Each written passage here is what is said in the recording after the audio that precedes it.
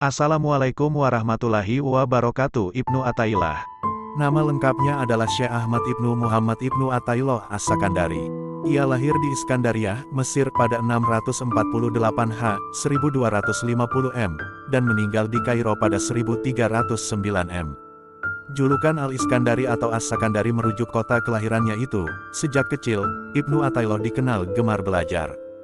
Ia menimba ilmu dari beberapa syekh secara bertahap. Gurunya yang paling dekat adalah Abu Al-Abbas Ahmad Ibnu Ali Al-Ansari Al-Mursi, murid dari Abu Al-Hasan Al-Syazili, pendiri Tarikat Al-Syazili. Dalam bidang fikih ia menganut dan menguasai mazhab Maliki, sedangkan di bidang tasawuf ia termasuk pengikut sekaligus tokoh Tarikat Al-Syazili. Ibnu Athaillah tergolong ulama yang produktif. Tak kurang dari 20 karya yang pernah dihasilkannya, meliputi bidang tasawuf, tafsir, akidah, hadits, nahwu, dan ushul fiqh. Dari beberapa karyanya itu yang paling terkenal adalah Kitab Al-Hikam. Ibnu Athaillah dikenal sebagai sosok yang dikagumi dan bersih.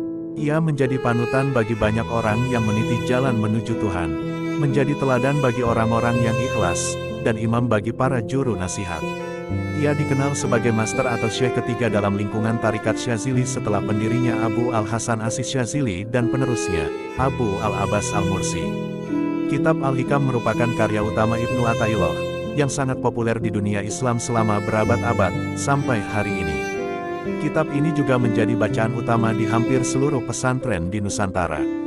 Syekh Ibnu Athaillah menghadirkan Kitab Al-Hikam dengan sandaran utama pada Al-Quran dan As-Sunnah. Guru besar spiritualisme ini menyalakan pelita untuk menjadi penerang bagi setiap salik, menunjukkan segala aral yang ada di setiap kelokan jalan, agar kita semua selamat menempuhnya. Banyak sekali untaian kata-kata bijak penuh nasihat dari Ibnu Athaillah yang sangat bagus untuk disimak. Engkau merdeka dari apa yang tak kau inginkan. Engkau budak dari apa yang kau serakahi. Ibnu Athaillah. Kadang umur berlangsung panjang namun manfaat kurang. Kadang pula umur berlangsung pendek namun manfaat melimpah. Ibnu Athaillah. Sebodoh-bodoh manusia adalah orang yang meninggalkan keyakinannya karena mengikuti sangkaan orang-orang. Ibnu Athaillah. Jangan sampai tertundanya karunia Tuhan kepadamu, setelah kau mengulang-ulang doamu, membuatmu putus asa. Karena Dia menjamin pengabulan doa sesuai pilihannya, bukan sesuai pilihanmu, pada waktu yang diinginkannya, bukan pada waktu yang kau inginkan. Ibnu Athaillah. Bisa jadi bukan orang yang benar-benar baik. Kamu kelihatan baik hanya karena kamu di antara orang-orang yang lebih buruk dibanding dirimu. Ibnu Athaillah. Engkau lebih membutuhkan belas kasihnya ketika taat daripada ketika bermaksiat. Ibnu Athaillah. Barang siapa yang tidak mengetahui nilai sebuah kenikmatan ketika ada, maka ia akan mengetahuinya ketika sudah tidak ada. Lenyap. Ibnu Athaillah. Sebaik-baik waktumu adalah saat engkau menyadari kekuranganmu, dan engkau pun kembali mengakui kerendahanmu. Ibnu Athaillah. Salat adalah pembersih hati dari kotoran dosa dan pembuka pintu kegaiban. Ibnu Athaillah. Siapa yang merasa dirinya tawadu, berarti ia sombong, karena tawadu tidak muncul dari orang yang merasa mulia. Maka dari itu, ketika kau merasa mulia, berarti kau telah sombong. Ibnu Athaillah. Jika engkau melihat seseorang selalu menjawab segala apa yang ditanyakan kepadanya, mengungkapkan segala apa yang disaksikannya, dan menyebut segala apa yang diketahuinya, maka ketahuilah bahwa itu tanda-tanda kejahilan kebodohan pada dirinya. Ibnu Athaillah. Tanamlah dirimu dalam tanah kerendahan, sebab segala sesuatu yang tidak ditanam maka hasilnya tidak akan sempurna. Ibnu Athaillah. Seseorang tidak disebut mencintai kalau masih meminta sesuatu dari yang dicintai, namun orang-orang yang betul-betul mencintai ialah orang yang mau berkorban untukmu. Maka sesungguhnya orang yang mencintai ialah orang yang memberimu, bukan orang-orang yang minta diberi pemberianmu. Ibnu Athaillah. Keinginanmu agar orang lain mengetahui keistimewaanmu adalah bukti ketidakjujuranmu dalam menghambakan diri kepada Allah. Ibnu Athaillah. Siapa yang tidak mendekat kepada Allah, padahal sudah dihadiahi berbagai kenikmatan, maka akan diseret agar mendekat kepadanya dengan rantai cobaan. Ibnu Athaillah. Di antara tanda matinya hati adalah tidak adanya perasaan sedih atas ketaatan yang kau lewatkan, dan tidak adanya perasaan menyesal atas kesalahan yang kau lakukan. Ibnu Athaillah. Lipatan hakiki adalah kau melipat jarak dunia sehingga kau melihat akhirat lebih dekat ketimbang dirimu sendiri. Ibnu Athaillah. Di antara tanda-tanda orang yang senantiasa bersandar kepada amal-amalnya adalah kurangnya ar-raja, rasa harap kepada rahmat Allah di sisi alam yang fana. Ibnu Athaillah. Apabila Allah telah membuatmu jemu dengan makhluk, maka ketahuilah bahwa Dia hendak membukakan pintu kemesraan dengannya. Ibnu Athaillah. Jangan kau temani atau kau jadikan guru orang-orang yang perilakunya tidak membangkitkan kamu kepada Tuhan dan kata-katanya tidak menunjukkan kamu kepada Tuhan. Ibnu Athaillah. Kau harus tetap menghadiri majelis ilmu meskipun masih melakukan maksiat.